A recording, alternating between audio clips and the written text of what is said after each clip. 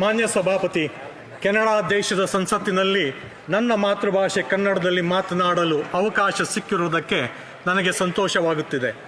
ಭಾರತ ದೇಶದ ಕರ್ನಾಟಕ ರಾಜ್ಯದ ತುಮಕೂರು ಜಿಲ್ಲೆಯ ಸಿರಾ ತಾಲೂಕಿನ ದ್ವಾರಾಳು ಗ್ರಾಮದ ವ್ಯಕ್ತಿಯೊಬ್ಬ ಕೆನಡಾದಲ್ಲಿ ಸಂಸತ್ ಸದಸ್ಯನಾಗಿ ಆಯ್ಕೆಯಾಗಿ ಮತ್ತು ಕನ್ನಡದಲ್ಲಿ ಮಾತನಾಡುವುದು ಸುಮಾರು 5 ಕೋಟಿ ಕನ್ನಡಿಗರಿಗೆ ಹೆಮ್ಮೆಯ ಕ್ಷಣವಾಗಿದೆ. ಕೆನಡಾ ದೇಶದ ಕನ್ನಡಿಗರು 2018ನೇ ಇಸವಿಯಲ್ಲಿ ಕೆನಡಾದ ಈ ಸಂಸತ್ತಿನಲ್ಲಿ ಕನ್ನಡ ರಾಜ್ಯೋತ್ಸವವನ್ನು ಆಚರಿಸಿದರು. ರಾಷ್ಟ್ರಕವಿ ಕುವೆಂಪು ಬರೆದಿರುವ ಮತ್ತು ನಡಸಾರ್ವಭೌಮ ಡಾಕ್ಟರ್ ರಾಜ್ಕುಮಾರ್ ಹಾಡಿರುವ ಭಾವಗೀತೆಯ ಕೆಲವು ಪದಗಳೊಂದಿಗೆ ನನ್ನ ಹೇಳಿಕೆಯನ್ನು ಮುಗಿಸುತ್ತಿದ್ದೇನೆ.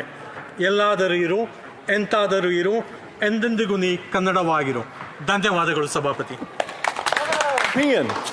ಮಾನ್ಯ ಸಭಾಪತಿ, ಕೆನಡಾ ದೇಶದ ಸಂಸತ್ತಿನಲ್ಲಿ ನನ್ನ ಮಾತೃಭಾಷೆ ಕನ್ನಡದಲ್ಲಿ ಮಾತನಾಡಲು ಅವಕಾಶ ಸಿಕ್ಕಿರುವುದಕ್ಕೆ ನನಗೆ ಸಂತೋಷವಾಗುತ್ತಿದೆ. ಭಾರತ ದೇಶದ ಕರ್ನಾಟಕ ರಾಜ್ಯದ ತುಮಕೂರು ಜಿಲ್ಲೆಯ ಸಿರಾ ತಾಲೂಕಿನ ದ್ವಾರಾಳು ಗ್ರಾಮದ ವ್ಯಕ್ತಿಯೊಬ್ಬ ಕೆನಡಾದಲ್ಲಿ ಸಂಸತ್ ಸದಸ್ಯನಾಗಿ ಆಯ್ಕೆಯಾಗಿ ಮತ್ತು ಕನ್ನಡದಲ್ಲಿ ಮಾತನಾಡುವುದು ಸುಮಾರು 5 ಕೋಟಿ ಕನ್ನಡಿಗರಿಗೆ ಹೆಮ್ಮೆಯ ಕ್ಷಣವಾಗಿದೆ. ಕೆನಡಾ ದೇಶದ ಕನ್ನಡಿಗರು 2018ನೇ ಇಸವಿಯಲ್ಲಿ ಕೆನಡಾದ ಈ ಸಂಸತ್ತಿನಲ್ಲಿ ಕನ್ನಡ ರಾಜ್ಯೋತ್ಸವವನ್ನು ಆಚರಿಸಿದರು.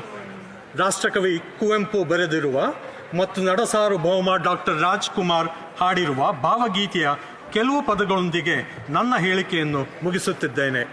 ಎಲ್ಲಾದರೂ ಇರು, ಎಂತಾದರೂ ಇರು, ಎಂದೆಂದಿಗೂ ನೀ ಕನ್ನಡವಾಗಿರು.